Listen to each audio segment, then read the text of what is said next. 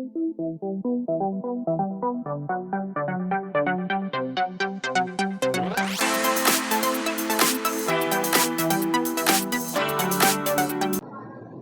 हम लोग पढ़ने वाले हैं जीव विज्ञान में पहला अध्याय पौधों और प्राणियों में पोषण। जो भी सजीव है उसमें कुछ लक्षण विशेष प्रकार से होते हैं। एक पोषण, श्वसन, उसके बाद परिवहन, उत्सर्जन, जनन। सभी यहाँ पर जो भी लक्षण हैं सजीवों के उसको 10th क्लास में विस्तार से हम लोग पढ़ेंगे, जिसमें पहला टॉपिक अपना है पौधों और प्राणियों में पोषण। पोषण प्रक्रिया जो सजीवों के द्वारा अपनाई जाती है उसका जिक्र हम लोग करेंगे पौधों में और प्राणियों में। सबसे पहले पोषण है क्या ये जानना जरूरी है। पोषण का मतलब होता है हम लोग रोज भोजन करते हैं ना जी। सब सजीव जो भी है भोजन करता है। भोजन करने की विधियां अलग अलग पाई जाती है। भोजन करता क्यों है? तो शरीर को वृद्धि, विकास और शरीर के अंदर कई प्रकार की जैव रासायनिक प्रक्रियाएं चलती रहती है। उसमें लगातार ऊर्जा चाहिए। ऊर्जा प्राप्ति करने के लिए या ऊर्जा को प्राप्त करने के लिए सजीव जो है ऊर्जा स्रोत के रूप में भोजन ग्रहण करते हैं। भोजन ग्रहण करने की प्रक्रिया को क्या कहेंगे? पोषण। यहाँ लिखा है पोषण, अंग्रेजी में क्या कहेंगे? न्यूट्रिशन। पोषण अंग्रेजी में शरीर की वृद्धि, विकास और उसके अंदर होने वाली जैव रासायनिक क्रियाओं के लिए निरंतर ऊर्जा की आवश्यकता पड़ती है। ऊर्जा की प्राप्ति हेतु जीव विभिन्न प्रकार के ऊर्जा स्रोत भोजन के रूप में ग्रहण करते हैं। इसे ही क्या कहेंगे? अर्थात ऊर्जा की प्राप्ति हेतु जीवों द्वारा ऊर्जा स्रोत ग्रहण करने की क्रिया को ही क्या कहेंगे? पोषण कहेंगे। बस मोटा मोटी बात यह है। अब पोषण करना इसलिए जरूरी है क्योंकि जीव को लगातार ऊर्जा चाहिए होता है। अब ऊर्जा की प्राप्ति ऊर्जा स्रोत से होती है। ऊर्जा स्रोत ग्रहण करना ही क्या है? पोषण है। अब जीवों में जो पोषण अपनाया जाता है वो मुख्यतः दो प्रकार से, यानी पोषण कितने प्रकार के होते हैं? दो प्रकार के। पहला पोषण है स्वपोषी पोषण, या इसको कहेंगे स्वपोषण भी। पहला स्वपोषी पोषण या स्वपोषण और दूसरा विषम पोषण। पहला यहाँ लिखा है स्वपोषी पोषण या स्वपोषण। अंग्रेजी में इसको कहेंगे ऑटोट्रोपिक न्यूट्रिशन। ऑटोट्रोपिक मतलब सेल्फ। जैसे अपने पास आसपास नज़र दौड़ाइए, हम लोग भोजन करते हैं तो जो भोजन के रूप में हम लोग उपयोग में लाते हैं, जो खाते हैं, वो बनाता कौन है? पेड़ पौधे बनाते हैं जी। पेड़ पौधों को कौन भोजन देता है? कोई देता है? यानी वो अपना पोषण स्वयं करने में सक्षम है। तो वे सभी सजीव जो पोषण करने में स्वयं सक्षम होते हैं, यानी अपना पोषण स्वयं कर ले, वह कहलाते हैं स्वपोषी। क्या कहलाएंगे? हाँ, जो अपना पोषण स्वयं करने में सक्षम होते हैं स्वपोषी कहलाते हैं। और उनके द्वारा जो पोषण की विधि अपनाई जाएगी उसका नाम होगा स्वपोषण। क्या होगा नाम? तो यहाँ लिखा इस प्रकार के पोषण में जीव अपना पोषण स्वयं करते हैं। कुछ एक कोशिकीय जीव, जीवाणु और प्रोटिस्टा एवं सभी पौधे स्वपोषी होते हैं। सभी पौधे क्या होते हैं? स्वपोषी। इसलिए कि पौधों में एक विशेष प्रकार की प्रक्रिया होती है जिसको कहते हैं प्रकाश संश्लेषण। अभी आगे उस पर चलेंगे। अब जब स्वपोषण होगा तो दो प्रकार से। कितने प्रकार से? पहला है प्रकाशीय स्वपोषण। अंग्रेजी में बोला फोटो ऑटोट्रोपिज्म। अंग्रेजी में क्या बोला? फोटो ऑटोट्रोपिज्म, प्रकाशीय स्वपोषण। मतलब इसमें खेल तमाशा प्रकाश ऊर्जा का है। यानी हरे पौधे जो भी होते हैं प्लस कुछ एक कोशिकीय जीव, उनमें विशेष प्रकार की रचना पाई जाती है जिसको कहते हैं क्लोरोफिल। क्या नाम देंगे? या हिंदी में कहेंगे पर्णहरित। पर्णहरित हरे रंग का होता है, इसलिए इसका नाम है पर्णहरित। पाया जाता है हरित लवक में। किसमें? अभी आएंगे उस पर डिटेल में। तो कुछ एक कोशिकीय जीव एवं पौधों में क्लोरोफिल नामक प्रकाश संश्लेषी कण पाया जाता है जो प्रकाश की लाल रंग के किरणों का अवशोषण करते हैं। अब क्लोरोफिल जो होता है प्रकाश की लाल रंग के किरणों का अवशोषण करता है। बात अभी भी पक्का कर लें, प्रकाश संश्लेषण के लिए प्रकाश की लाल रंग उपयोगी है। कौन सा रंग? हाँ, लाल रंग का प्रकाश ही उपयोगी है। उसी के उपस्थिति में प्रकाश संश्लेषण की प्रक्रिया होगी। यानी जब कभी प्रकाशीय स्वपोषण होगा तो उसमें पौधे प्रकाश संश्लेषण द्वारा भोजन बनाएंगे। ये जो लिखा है ये प्रकाश संश्लेषण की रासायनिक अभिक्रिया है। क्या है? हाँ, प्रकाश संश्लेषण की रासायनिक अभिक्रिया। मोटा मोटी समझ लो, इसमें प्रकाशीय स्वपोषण में पौधे स्वयं अपना भोजन बनाते हैं। सूर्य के प्रकाश की उपस्थिति में उससे उसको ऊर्जा मिलती है और कार्बन डाइऑक्साइड और जल को बना देता है ग्लूकोज। ग्लूकोज होता है शर्करा, कहते हैं अंग्रेजी में कार्बोहाइड्रेट। क्या कहेंगे?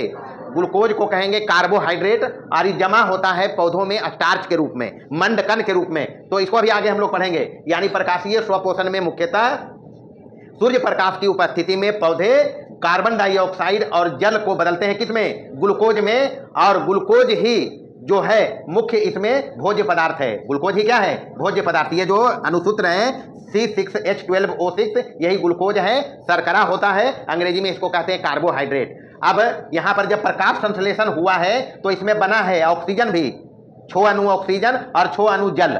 जल यहां संयोग में आया था 12 अणु का, 6 अणु बच गया इसमें। कहने का मतलब है इसमें जो ये प्रकाश संश्लेषण की प्रक्रिया है इसमें ऑक्सीजन की उत्पत्ति जल के विखंडन से होती है। किसके विखंडन से? याद रखना है, 1 नंबर के सवाल में पूछे जाते हैं प्रकाश संश्लेषण प्रक्रिया में जल की उत्पत्ति कहां से होती है जी? तो जल के विखंडन से। यहां लिखा किसके विखंडन से? जल के विखंडन से। कंफ्यूज कर जाता है विद्यार्थी CO2 से। CO2 से नहीं निकलता है ऑक्सीजन, ऑक्सीजन की उत्पत्ति होती है जल के विखंडन से। अच्छा, ग्लूकोज ये C6H12O6 इसका अणुसूत्र है ग्लूकोज का। कभी कभी 1 नंबर के सवाल में ये भी पूछता है ग्लूकोज का अणुसूत्र, ध्यान रखना है। कई अन्य कार्बनिक रसायनों में इसको बदला जा सकता है, वो पौधों में प्रक्रिया चलती है। अच्छा, उसके बाद दूसरा है रासायनिक स्वपोषण। दूसरा क्या है? रासायनिक स्वपोषण। कुछ सजीव, उसमें जीवाणु है, सल्फोमोनास, फेरोमोनास एवं बिगियाटोआ, ये करता क्या है? लौह यौगिकों एवं हाइड्रोजन सल्फाइड का ऑक्सीकरण करता है। ऑक्सीकरण जब होता है लौह यौगिकों और हाइड्रोजन सल्फाइड का तो उससे ऊर्जा बनता है। उसी ऊर्जा से उस शरीर के विभिन्न क्रियाओं को संपन्न कर लेते हैं। तो इस प्रक्रिया को क्या कहेंगे? यानी पोषण की यह विधि जो स्वपोषण के अंतर्गत है इसका नाम है रासायनिक स्वपोषण। क्या कहेंगे इसको? रासायनिक स्वपोषण।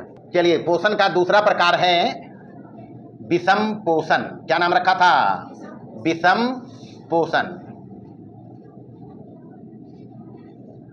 अच्छा, सबसे पहले वे सभी सजीव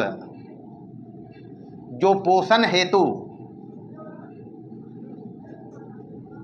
प्रत्यक्ष या परोक्ष रूप से पौधों पर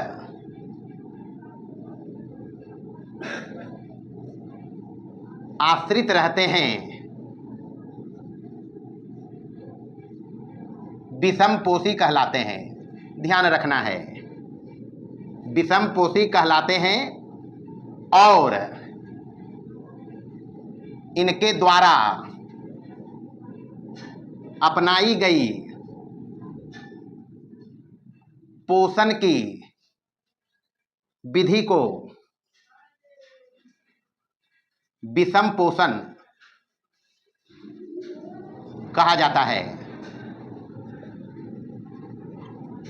वे सभी सजीव जो पोषण हेतु प्रत्यक्ष या परोक्ष रूप से, ये बात लिखा यहाँ, कुछ सजीव डायरेक्ट पौधों को ही खाता है, जैसे घास खाया, पेड़ पौधों की पत्तियों को खाया। कुछ सजीव जो होते हैं पौधों के उत्पाद को खाते हैं, जैसे चावल हम लोग खाते हैं, गेहूं खाते हैं, तो ये सब पौधे से मिलता, सब्जी हुआ, साग हुआ, ये सब पौधों से ही मिलते हैं। तो वे सभी सजीव जो पोषण हेतु प्रत्यक्ष या परोक्ष रूप से पौधों पर आश्रित रहते हैं क्या कहलाएंगे? विषमपोषी कहलाते हैं। और इनके द्वारा अपनाई गई पोषण की विधि को क्या कहेंगे? विषम पोषण कहते हैं। अच्छा, विषम पोषण जब होगा तो 2 प्रकार का होगा। विषम पोषण 2 प्रकार के होते हैं। पहला इसमें होता है अवशोषक पोषण।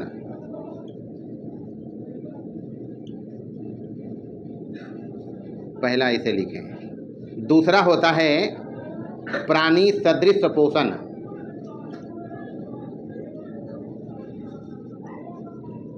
या फिर इसी को कहेंगे भक्षण भी। क्या कहेंगे? भक्षण। पहला है अवशोषक पोषण।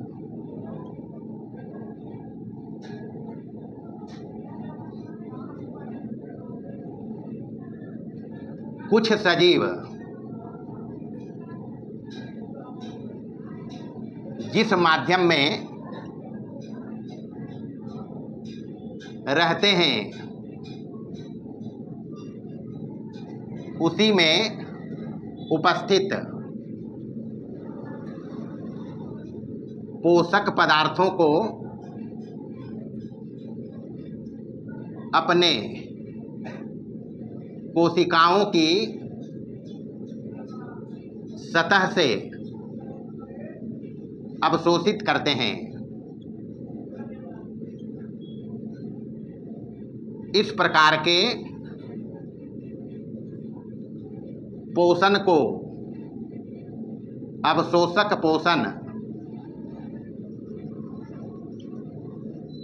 कहा जाता है, जैसे जीवाणु, फफूंदी और कुछ एक कोशिकीय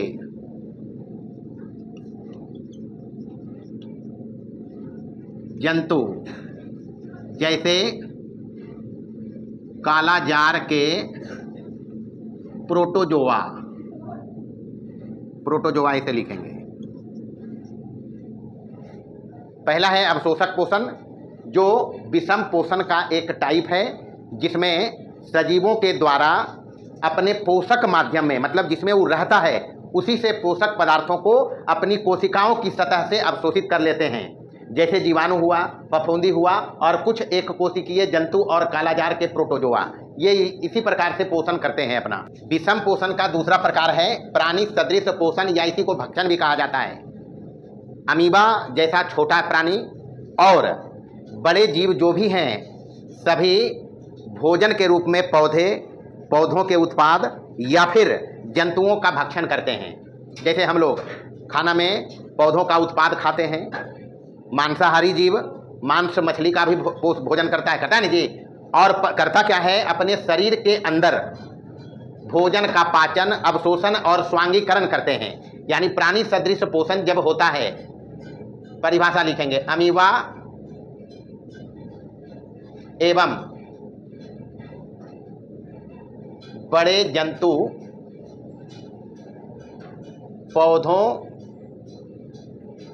पौधों के उत्पाद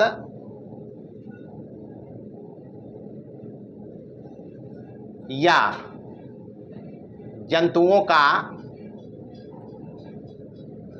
भक्षण करते हैं और अपने शरीर में उसका पाचन, अवशोषण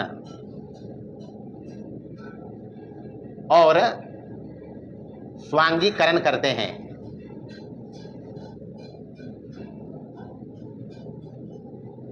पोषण की इस विधि को प्राणी सदृश पोषण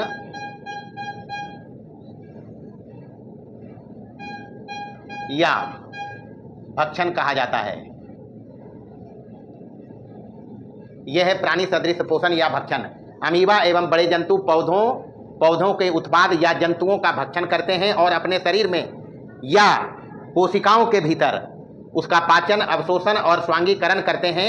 पोषण की इस विधि को प्राणी सदृश पोषण या भक्षण कहा जाता है। अभी तक हमने जाना पोषण के बारे में, पोषण होता क्या है और पोषण के विभिन्न प्रकार को देखा है। सबसे पहले हम देखेंगे पौधों में पोषण किस प्रकार से होता है, बारी बारी से। सबसे पहले पादपों में पोषण देखेंगे, उसके बाद जंतुओं में पोषण देखेंगे। तो पादपों में जहाँ तक पोषण की बात है, तो सभी हरे पौधे उत्पादक कहलाते हैं और स्वपोषी होते हैं। आगे पढ़ेंगे हम लोग इसी में। सभी हरे पौधे स्वपोषी होते हैं, कारण कि ये प्रकाश संश्लेषण के द्वारा अपना भोजन बनाने में सक्षम होते हैं। अब प्रकाश संश्लेषण कर लेते हैं, इसके लिए इसमें विशेषकर पत्तियों में क्लोरोफिल पाया जाता है। क्लोरोफिल ही प्रकाश संश्लेषी कण होता है, जो प्रकाश संश्लेषण की प्रक्रिया को संपन्न कराता है। करता क्या है, सूर्य के प्रकाश से लाल किरणों को अवशोषित करता है और उसमें पाई जाने वाली ऊर्जा की सहायता से कार्बन डाइऑक्साइड और जल को बदल देता है ग्लूकोज में। ध्यान रखना है, प्रकाश संश्लेषण प्रक्रिया करता है पौधे, वजह है उनमें प्रकाश संश्लेषी कण क्लोरोफिल की उपस्थिति। यानी सभी हरे पौधे स्वपोषी होते हैं, क्योंकि अपना पोषण स्वयं करते हैं प्रकाश संश्लेषण की प्रक्रिया से। भोजन जब बन जाता है तो वह स्टार्च के रूप में जमा होता है पौधों में, और फ्लोएम नामक परिवहन उत्तक, अभी पढ़ेंगे, 9th क्लास में पढ़ाया है। पौधों में परिवहन उत्तक के रूप में जाइलम और फ्लोएम पाए जाते हैं। जाइलम का काम होता है, यहाँ लिखा भी है, जल का परिवहन। जाइलम जैसे है, याद रखना है, पूछे जाते 1 नंबर के सवाल में। जाइलम जल का परिवहन करता है और फ्लोएम जो पत्ती में भोजन बनता है उसको पौधों के विभिन्न भागों तक पहुंचाता है। यानी मोटा मोटी प्रकाश संश्लेषण की प्रक्रिया संपन्न होती है पौधों के हरे भाग में, विशेषकर पत्तियों में। कहाँ पर, तो पत्ती की संरचना इसमें देखना है। तो पत्ती की संरचना में 3 स्तर होते हैं, यानी 3 परत मिलकर पत्ती बनाता है। पहला है एपिडर्मिस, सबसे बाहरी परत है और रंगहीन भी होता है। चलिए लिखें, ये भी लिख लो। चलो, ये रंगहीन होते हैं। एपिडर्मिस रंगहीन होता है, बाहरी परत है, और क्यूटिकल नामक मोमी पदार्थ का स्राव करता है। मतलब मोम जैसा पदार्थ क्यूटिकल का स्राव करता है एपिडर्मिस। इसमें उपस्थित रक्षक कोशिकाएं सूक्ष्म छिद्रों, वायुरंध्र होता है पत्ती की सतह पर, छोटा छोटा वायुरंध्र जिसको अस्टोमाटा कहा जाता है, उसके आकार को नियंत्रित करता है, घटाता बढ़ाता है, और पानी के आवागमन को नियंत्रित करता है इसी में, एपिडर्मिस में। दूसरा प्रमुख पार्ट है मीजोफिल। यह मध्य परत बनाता है, यानी मीजोफिल का काम है पत्ती का मध्य परत बनाना, और इसी में क्लोरोप्लास्ट पाया जाता है। क्लोरोप्लास्ट मतबल हरित लवक। क्लोरोप्लास्ट मतलब कि, हाँ, मतबल बोला गले, मतलब समझना। तो क्लोरोप्लास्ट पाया जाता है मीजोफिल में ही, और क्लोरोप्लास्ट में ही क्लोरोफिल यानी पर्णहरित पाए जाते हैं। क्लोरोफिल प्रकाश संश्लेषण के लिए आवश्यक होता है, बता रखा, अभी पहले भी बताया। उसके बाद तीसरा होता है इसमें संवहनी उत्तक, पत्तियों की नसों में पाया जाता है। इसका निर्माण जाइलम एवं फ्लोएम नामक परिवहन उत्तक से होता है। मतलब संवहनी उत्तक जो बनता है उसका वो बनता है किससे? जाइलम और फ्लोएम नामक परिवहन उत्तक से। जाइलम का काम है जल का परिवहन करना, अब जल अवशोषित करता है पौधे जड़ से, याद रखना है। यानी जल का परिवहन नीचे की ऊपर से होता है पौधों में, और फ्लोएम भोजन का परिवहन करता है, और भोजन बनता है पत्ती में, यानी पत्ती से नीचे की ओर चलता है पौधों के विभिन्न भाग में। इसके बाद है पत्तियों के कार्य। पत्तियों के कार्य में सबसे प्रमुख कार्य जो पत्ती का है, प्रकाश संश्लेषण। प्रकाश संश्लेषण द्वारा ग्लूकोज का निर्माण। दूसरा है पत्तियों पर उपस्थित अस्टोमाटा, जो वायु रंध्र होते हैं, छोटे छोटे छिद्र होते हैं। पूछता है 1 नंबर के सवाल में, पत्तियों पर उपस्थित वायु रंध्र को क्या कहा जाएगा? अस्टोमाटा। इसी का मुख्य रोल है, ये श्वसन का भी काम करता है, यानी गैसीय आदान प्रदान, और प्लस वाष्पोत्सर्जन। लिखा है पत्तियों पर उपस्थित अस्टोमाटा जल के आवागमन और एपिडर्मिस में गैसों के आदान प्रदान के लिए जिम्मेदार होते हैं। तो ये रहा पौधों में पोषण से संबंधित पत्तियों की संरचना। आगे हम लोग देखेंगे मीजोफिल में जो पाया जाता है क्लोरोप्लास्ट, उसकी संरचना। तो ये है हरित लवक की संरचना। अब हरित लवक की संरचना में 2 झिल्ली लिखा हुआ है। यहां देखिए, ये रंगल का पार्ट जो है, रंगा हुआ है ना जी, ये है आंतरिक झिल्ली, और ये बाहर का पार्ट है, बाहर वाला, इसका नाम है बाहरी झिल्ली। यानी क्लोरोप्लास्ट जो बना होता है, वो बनने वाले के अलावे ये बाहर से घिरा रहता है 2 प्रकार की झिल्ली से, 2 प्रकार की झिल्ली से। और झिल्ली बना रहता है लाइपोप्रोटीन से। किससे? लाइपोप्रोटीन से, याद रखेंगे। इसके अंदर खाली जगह है, जो स्पेस खाली जगह है, यहां तीर से देखो ये दिखाया है, इसका नाम है अस्ट्रोमा। क्या नाम है? अस्ट्रोमा। इसके अंदर जो खाली जगह है अस्ट्रोमा है। उसके बाद इसके ऊपर देखो ये चपटी धानियां, सिक्का के जैसा सरियाल है, नहीं सरियाल है, इस सब पर, इसको कहेंगे ग्राना। क्या कहेंगे?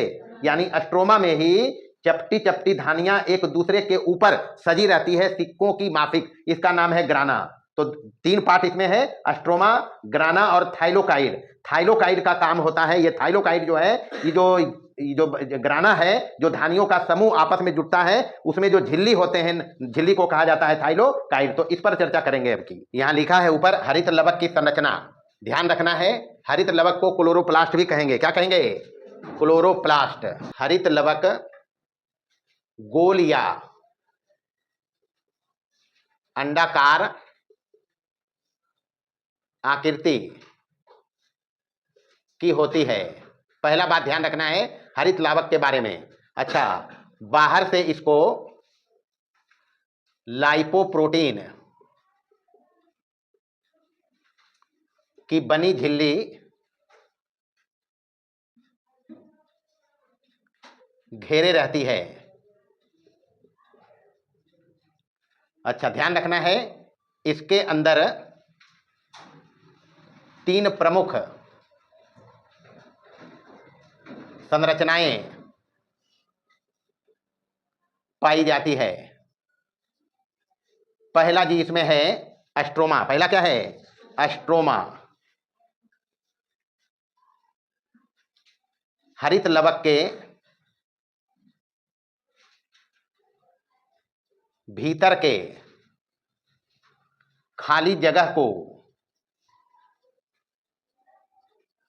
अस्ट्रोमा कहा जाता है। अच्छा, ध्यान रखेंगे, स्ट्रोमा में बारीकी बात ध्यान रखना है, स्ट्रोमा में प्रोटीन युक्त जीव द्रव भरा रहता है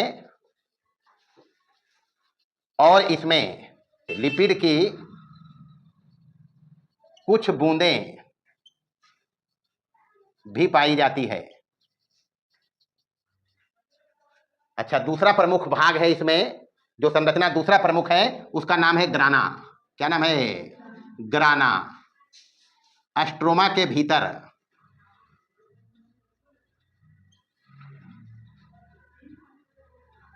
जगह जगह पर चपटी धानियों के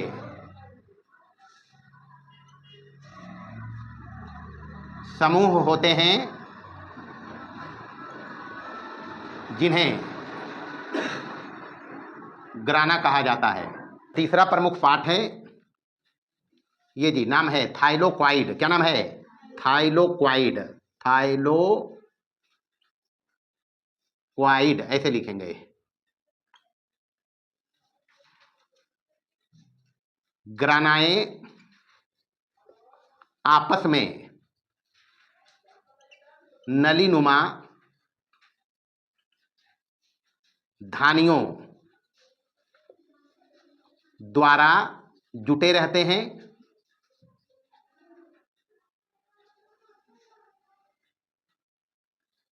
इन धानियों के झिल्लियों को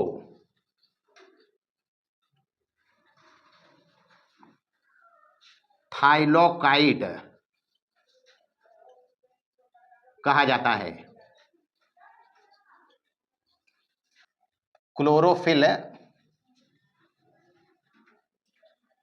या पर्णहरित भी कहेंगे इसको,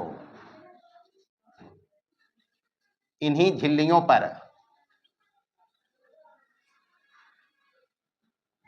चिपके रहते हैं।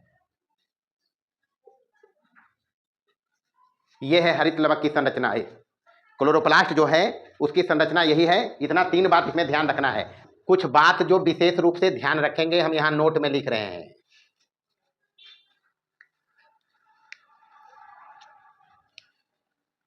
पहला जो ध्यान रखना है, ग्लूकोज बनता है प्रकाश संश्लेषण में।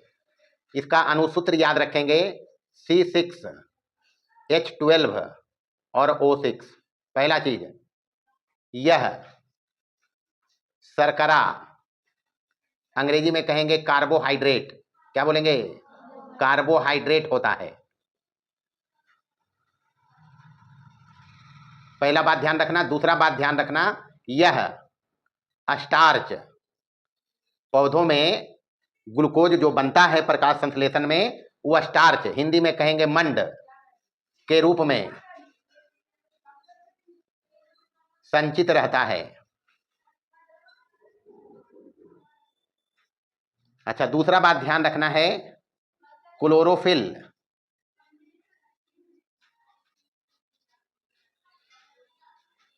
हिंदी में कहेंगे पर्णहरित। क्या बोलेंगे? पर्णहरित। क्लोरोफिल या पर्णहरित मैग्नीशियम का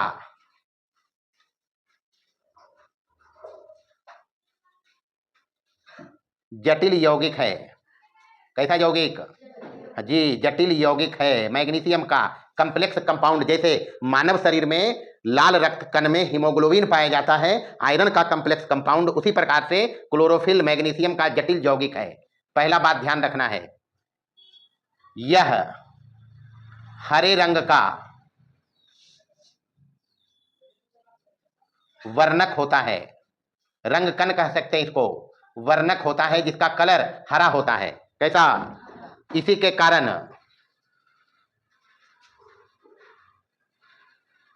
पत्तियां एवं कोमल टहनियां हरे होते हैं। कैसे होते हैं? हाँ, पौधों में जो हरा होता है पत्तियां, इसी के वजह से, क्योंकि उनमें क्लोरोफिल पाया जाता है। अच्छा, इसके बाद एक और बात प्रमुखता से याद रखना है, तीसरा प्रमुख बात, क्लोरोफिल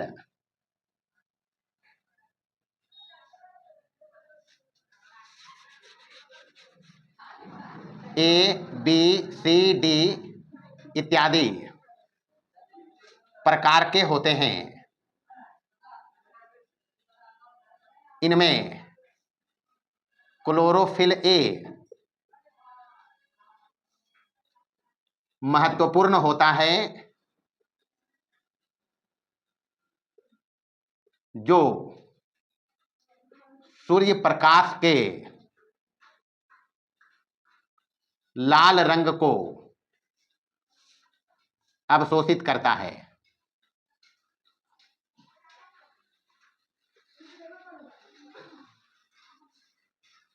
लाल रंग के प्रकाश में ही, चौथा कर देते हैं इसको, लाल रंग के प्रकाश में ही अत्यधिक ऊर्जा होती है।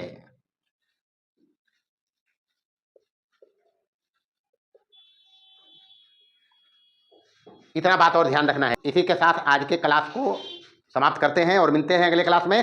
तब तक के लिए खूब मन लगा के पढ़िए, बिना पढ़े कुछ होगा नहीं, प्रस्थान करें।